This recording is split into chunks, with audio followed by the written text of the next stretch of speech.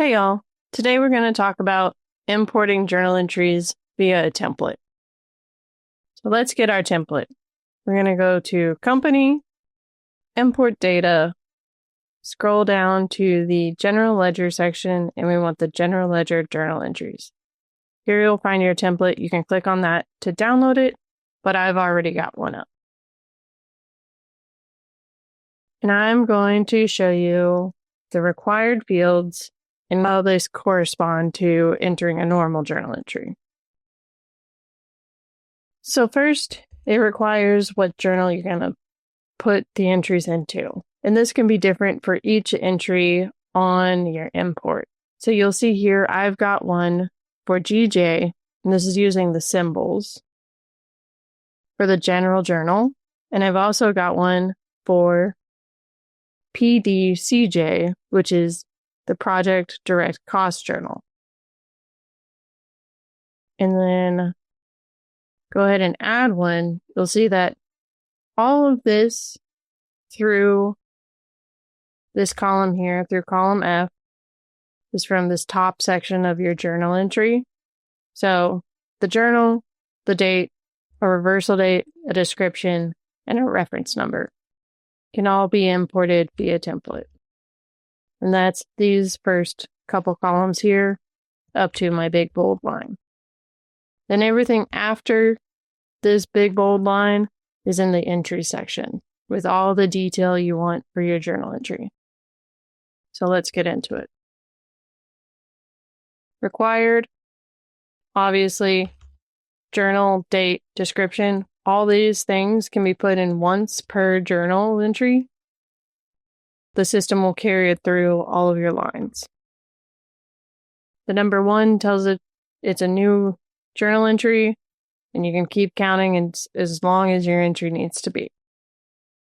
You'll notice all of these are numbers or IDs. None of these use the actual names. So you got to go in and know what your IDs and numbers are. So I've got here for my first entry, I've got a simple income to my cash. I've put ID. The location ID says it's not required, but it is. We all know this from entering journal entries into the system ourselves. You must have a location and it must balance for that location. So I've got my department ID. I've got a memo for the lines. I've got a memo. You can change it by line or you keep it the same. Then I've made sure that on each journal entry that my totals for my debits and credits balance. Source entities are only required when, like, the location doesn't balance and you want to create an inter-entity transaction. These 4 here are only if you're in multi-currency. My instance is, so I've gone ahead and put it in exchange state just in case it's needed.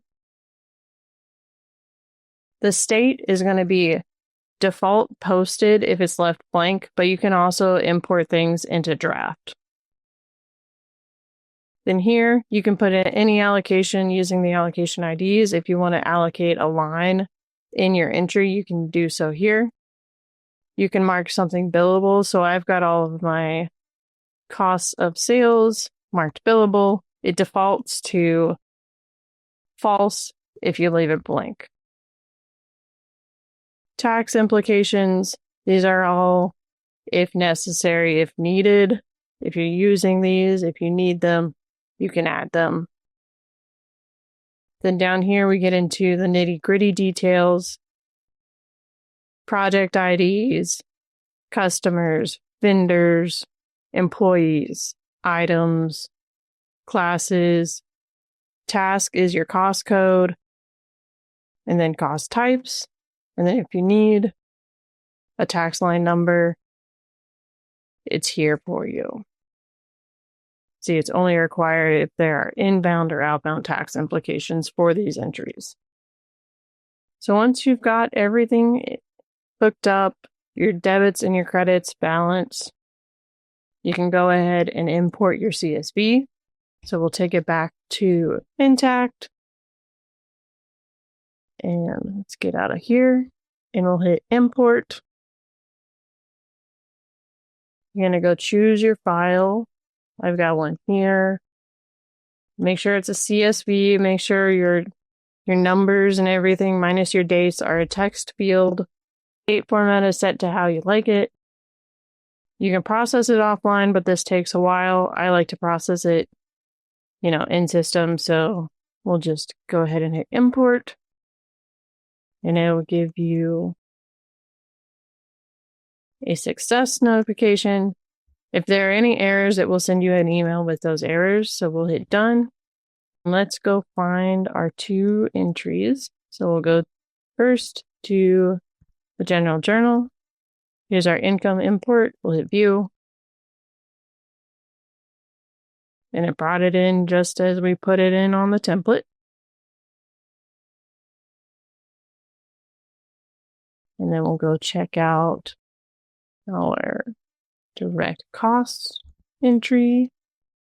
In this one, I put a reversal date, so you'll see both the entry and the reversal